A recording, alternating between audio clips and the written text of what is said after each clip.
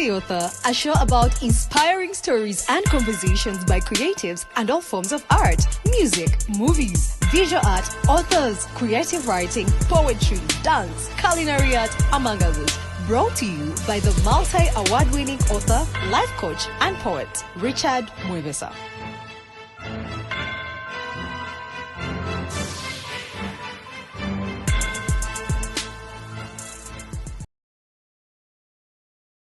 Ladies and gentlemen, welcome back to Ask the Author. My name is Richard Mwebesa, your host, the multi-award-winning author, life coach, and poet.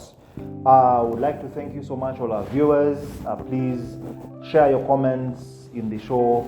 We will listen to you, we will improve, we will change, and make the show much better.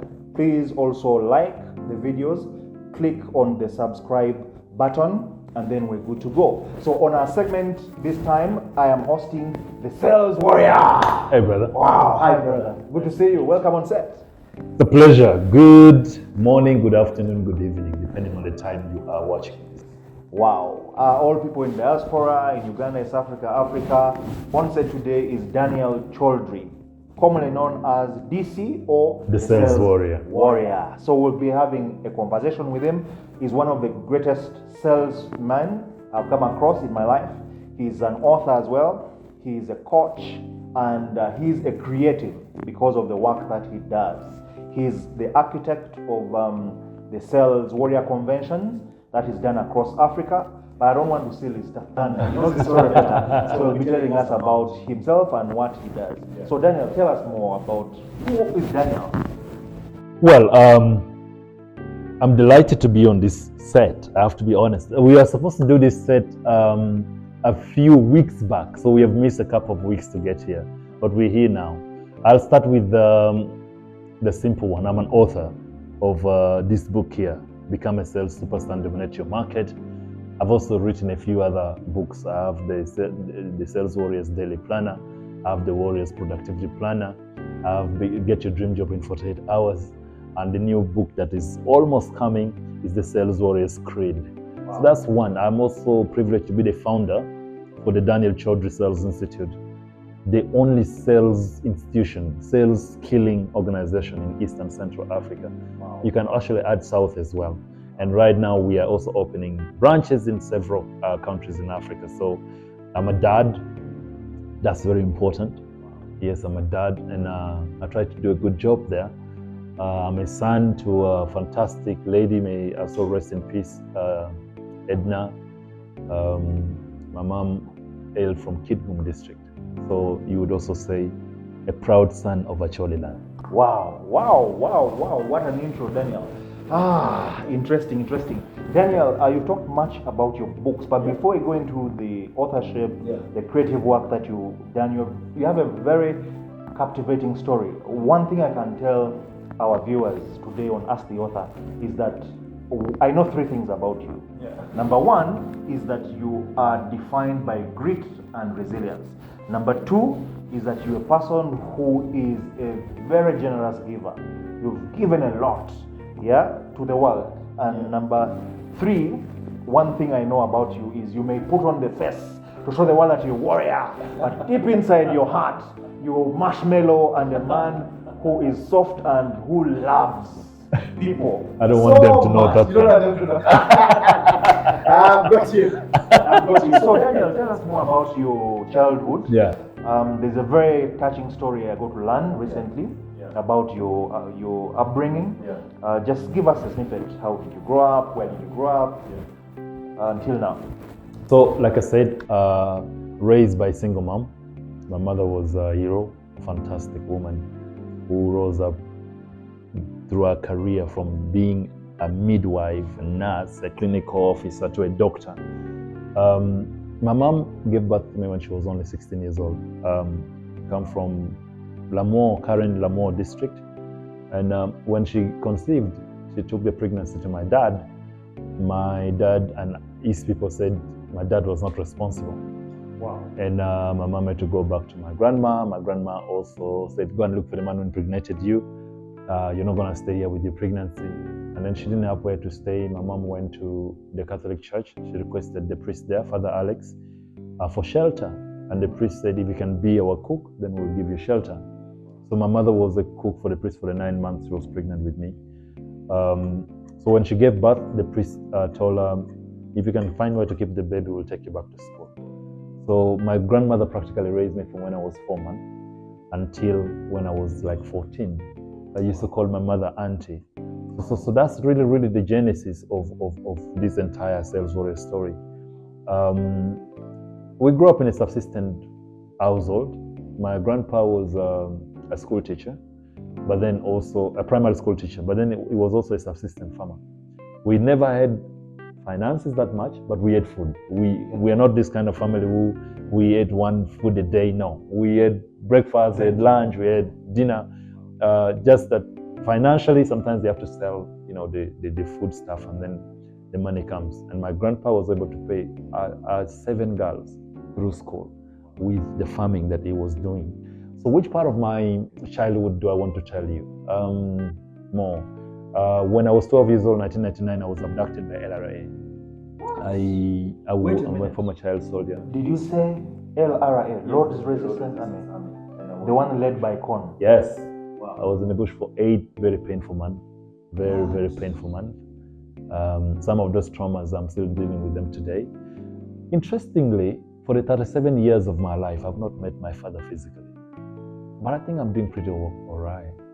Yeah, I think I'm doing pretty all right. Yes, you are. The Sales Warrior, man. Who has not met the Sales Warrior? I think we've done well. My mom, I wish she was here, but we've done pretty well. Unfortunately, I lost her to COVID. Yeah. Sorry about that. Just hold it there before we move on that story of the abduction. Yeah. How did that happen? Did they just come find you at home and then they took you? Yeah. What was the experience like? So, like I said, my grandfather was a very good subsistence farmer. We really didn't have big land. However, my grandfather used to request for, farmland to use. He would lease it for that farming season, and then we farm. But most of those farms that he could lease, they're far away from home. They're like 10 kilometers, 15 kilometers. My grandfather used to wake up at 3 a.m.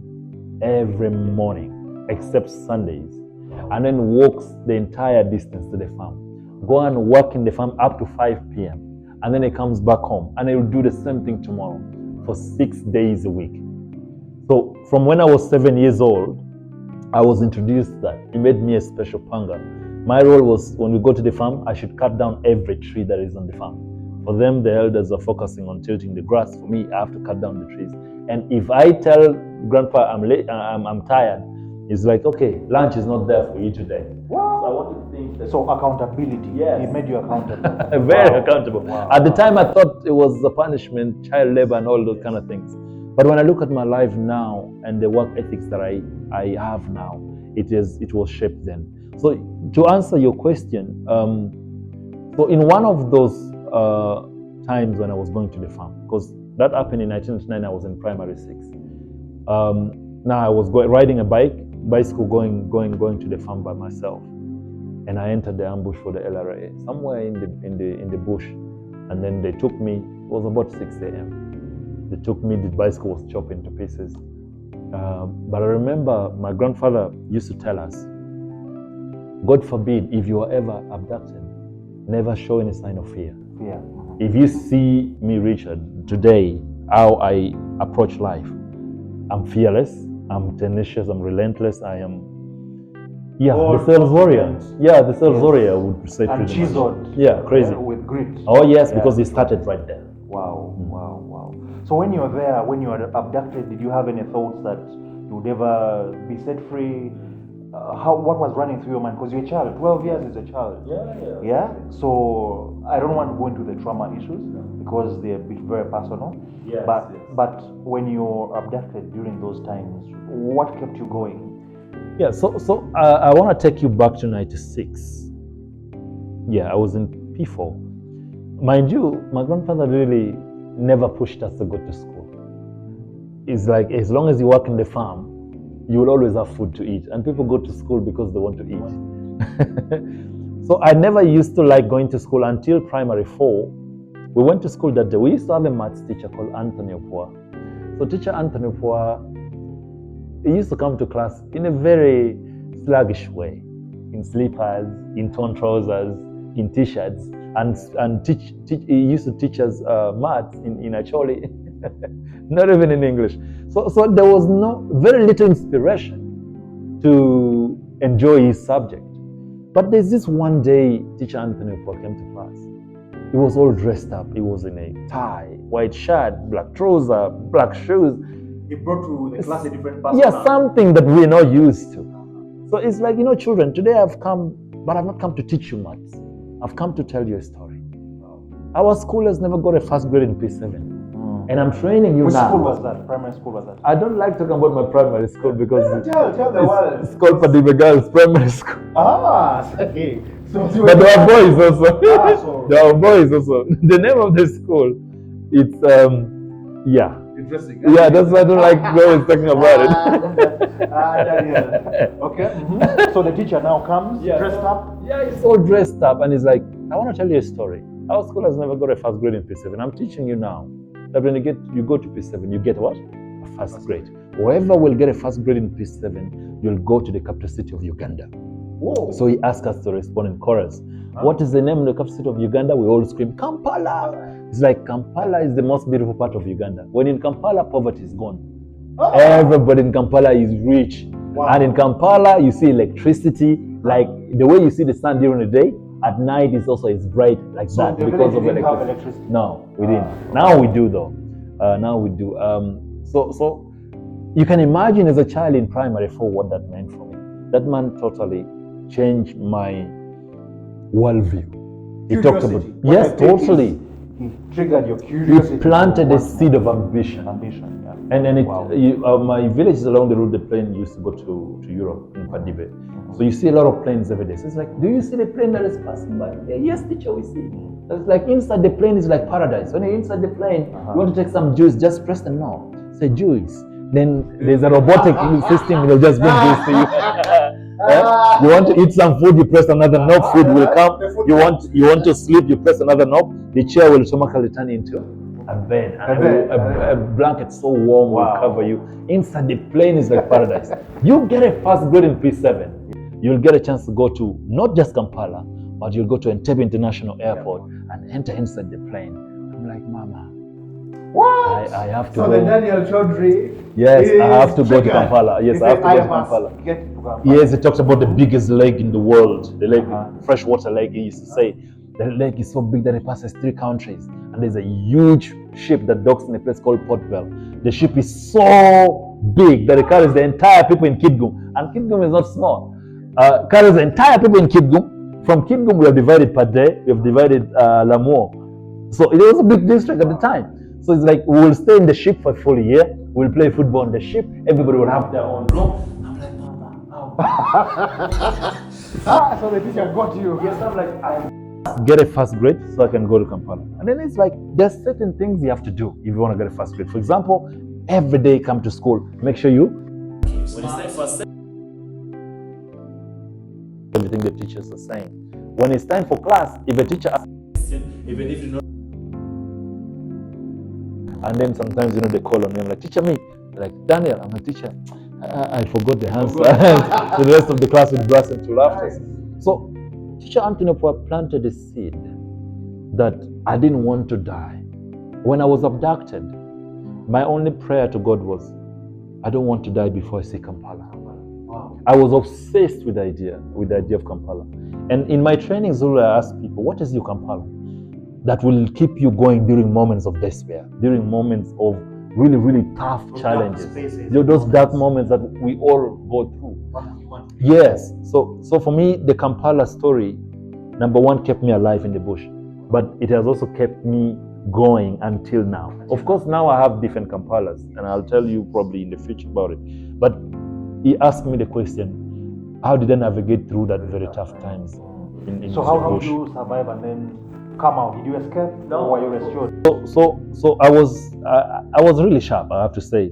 I was telling the commander where we could get some cassava around my village. I used to know the entire landscape because I used to go to the farm. So I was made the kadogo of the commander, and because of that, there was a little bit of sheltering that was there. But we were trained for 3 months in the military warfare. It was really, really a rough time. Some kids couldn't make it. They were killed in a very nasty way. So after the 8 months, we're now going to South Sudan. We're now going to across the border because we never got to go to across the border.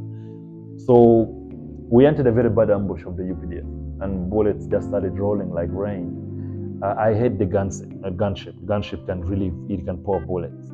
And it just started raining. And there was so many people died that day. And I was shot right just below my knee here. I have a deep scar here, and then my side.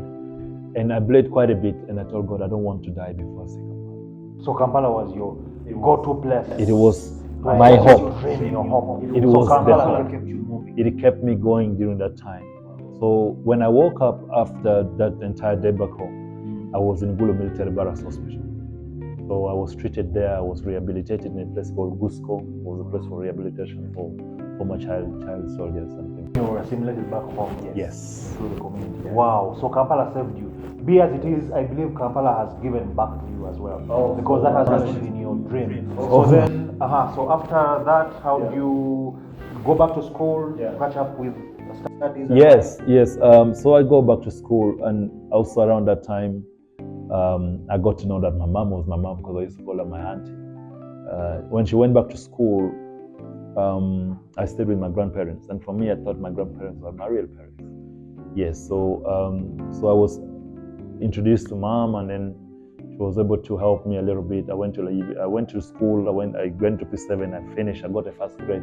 Wow. I got a grade 12. The teacher had painted in your mind. I thought now I was going to Kampala. I didn't go to Kampala immediately. There was no school fees. Anthony Okoa left that one out when he was talking to us. So I studied in Layibi College in Gulu. Very good school in northern Uganda. It used to be much better than it is even now. So I studied there my senior 1 to senior 4. Senior 1, my grandma and my mom took care of it. Senior 2, we started struggling with school fees. And then I requested Father Luciano Spalletti. I told him, Father, if I can work in the farm during holidays and during school. So moving on. So after you slashed, completed the job, so does the father give you the fees? So when Father came back from Gulu town, he asked me, did you do this job yourself? I'm like, yes, Father. Like, no.